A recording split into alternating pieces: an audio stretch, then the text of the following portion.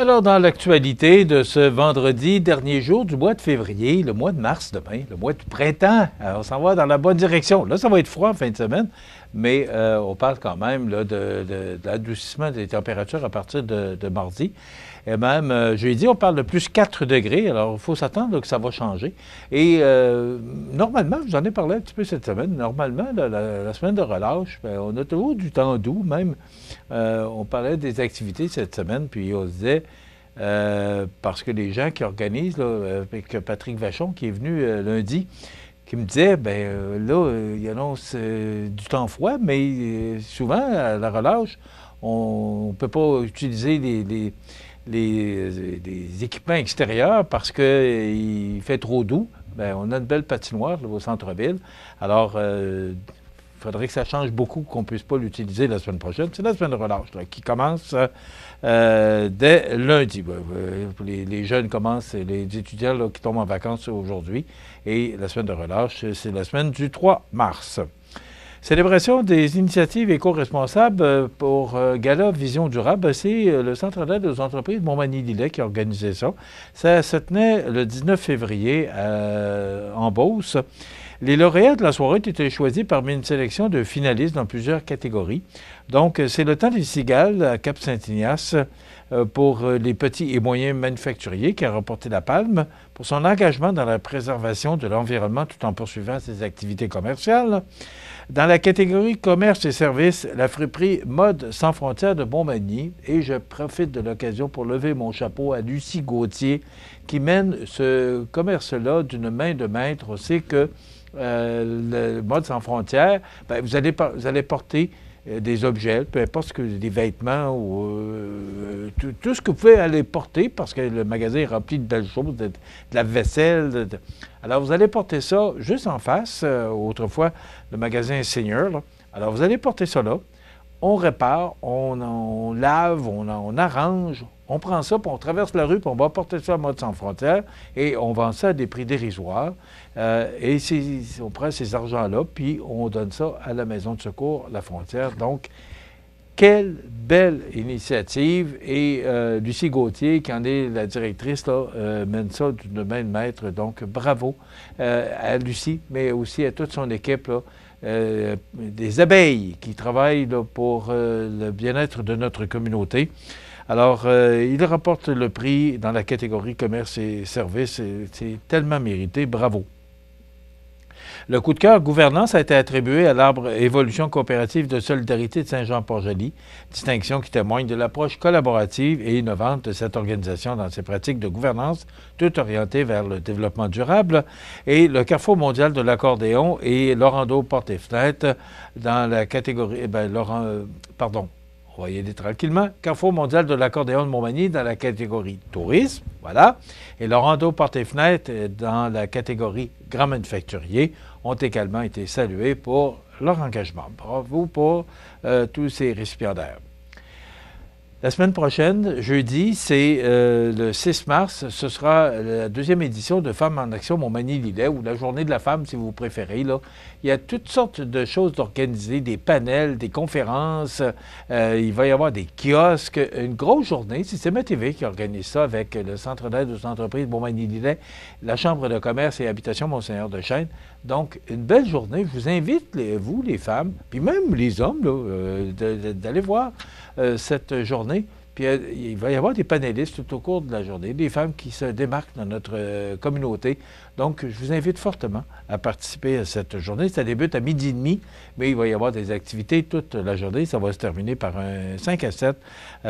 Donc, c'est présenté par Evol et il va y avoir un petit goûter. Puis, on remercie Mathieu Labrec, là, du restaurant La Rive, qui nous offre ce petit goûter. Et enfin, la Fondation Enfants de Cœur qui va tenir la 9e édition sur souper spaghetti. On appelle ça le souper du partage, mais c'est un souper spaghetti. C'est comme ça que ça a commencé. C'est rendu grandiose, cet événement-là. Donc, on est allé chercher l'année passée 17 500 $, 1438 billets pour l'édition 2024. Et pourquoi souper spaghetti? Bien, parce que ça coûte pas cher. On vend ça 12 piastres. Ça coûte pas cher faire de la sauce puis des pâtes. puis on remet plus d'argent à l'organisme. C'est ça l'objectif. Donc, c'est bien pensé. C'est le 26 avril à 17h à la cafétéria de l'école secondaire Louis-Jacques Cazot. Les billets sont déjà en vente. Alors, si vous voulez vous procurer vos billets, vous pouvez communiquer là, avec les enfants de cœur ou différents commerces de la région là, pour obtenir ces billets. Et aussi, dans le cadre du 1000 km du Grand Défi Pierre-Lavoie 2025, la Fondation des enfants de cœur est également fière de parrainer 2 écoles primaires, soit Notre-Dame de l'Assomption de Berthier-sur-Mer et l'école La Francolière de Saint-François de la Rivière-du-Sud, qui bénéficieront des fonds recueillis par l'équipe de cyclistes qui se consacre à la collecte de fonds pour promouvoir l'activité physique et une saine alimentation parmi les jeunes. C'est ça l'objectif d'ailleurs, une saine alimentation parmi les jeunes. Alors, il y aura des prêts à gagner aussi, là, entre autres un fat bike électrique, parce qu'on va vendre des billets pour faire plus d'argent, pour avoir plus d'argent, pour remettre dans la communauté, parce que c'est ça l'objectif. Donc, il va y avoir un fat bike électrique Maui, j'espère que je le prononce bien, ou Maui. 2 jours en Cadillac Lyric 2025, 500$ en carte cadeau, des abonnements au VO2 Gym ainsi que des nuitées en chalet à la Cache Maxime. Donc, tous les profits seront entièrement reversés aux écoles parrainées. Donc, bravo à tous ceux qui participent de près ou de loin à l'organisation de ce souper-là, puis à tout ce que ça comporte, tout ce que ça peut donner comme réalisation, le souper spaghetti, souper du partage, devrais-je dire, organisé par les enfants de cœur.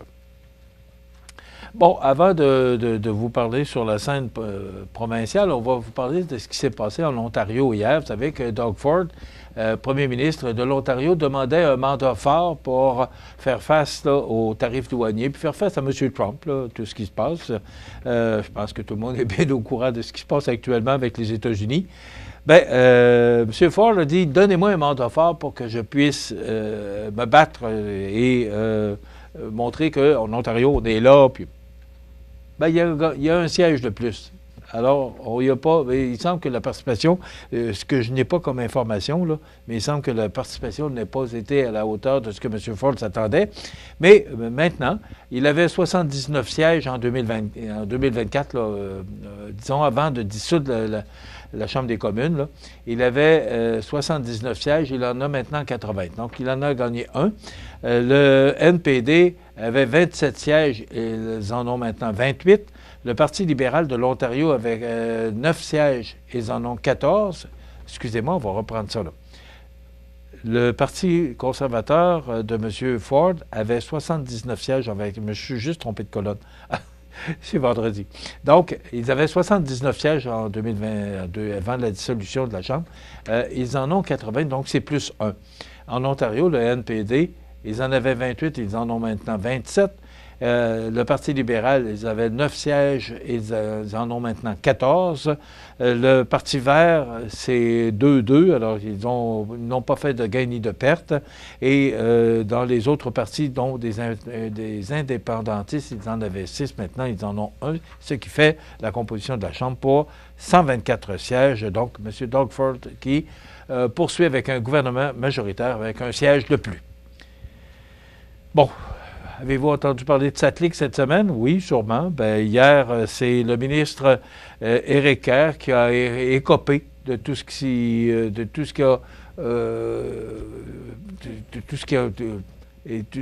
a été diffusé au cours de la semaine. Les partis d'opposition qui demandaient la démission de M. Kerr, mais demandaient également la démission de Mme Guilbeault et la démission de M. Bonnardel. Mais M. Kerr a décidé qu'il devenait une distraction pour le gouvernement et son premier ministre. Donc, il a décidé de démissionner comme ministre. Il demeure député de la pelleterie, mais il reste député. Alors, il fallait qu'il se passe de quoi, parce que là, on est en congé pour 2 semaines. On revient dans 2 semaines à l'Assemblée nationale et M. Legault ne voulait surtout pas recommencer ça. Donc, avec la démission de M. Kerr, ça va calmer les ardeurs un peu de l'opposition. M. Drainville, ce matin, sous la plume de Geneviève Lajoie, qui songe à étendre la loi à plus d'intervenants scolaires. Vous avez entendu la nouvelle cette semaine du syndicat qui est inquiet avec les coupures de près d'1 million de dollars et j'ai réalisé une entrevue hier qui va être diffusée lundi avec la directrice, Mme Rachel Bégin, la directrice du Centre de services scolaires de la Côte-du-Sud, qui vient nous expliquer pourquoi qu'on recule pour le dôme, pourquoi qu'on abandonne le projet. On va parler, parce que moi j'ai des inquiétudes par rapport au complexe. Vous allez apprendre des choses par rapport au complexe sportif, culturel et sportif en santé durable, là. Des choses très importantes concernant ce que Mme Bégin va nous annoncer par rapport à l'avancement de ce projet-là. Et je lui ai posé la question par rapport à la sortie du syndicat de l'enseignement cette semaine qui se disait inquiet par rapport aux coupures. Et là, M. Drainville, le ministre de l'Éducation, qui nous dit qu'il veut ficher sa foi, qu'il veut étendre la loi à plus d'intervenants scolaires. Donc, il veut là, que la loi sur la laïcité ait plus de mordant. Je ne sais pas, là, est-ce que c'est ça qui est important actuellement? Ou peut-être de voir comment on peut aider les centres de services scolaires là, à faire mieux avec moins d'argent, parce que, bon, j'en ai parlé cette semaine, là, la fin d'année fiscale des deux gouvernements, c'est le 31 mars. On a annoncé un déficit de 11 milliards au niveau provincial. Et là, bien, si on ne veut pas le dépasser, bien, il faut couper, et ça coupe de partout. Mais on n'est pas dans une période d'austérité. Là, non. Mais vous entendez ce qui se passe à la santé, vous entendez ce qui se passe en éducation et bien dans bien d'autres ministères, mais on n'est pas en austérité, c'est ce qu'on nous dit. Alors, ça me rassure.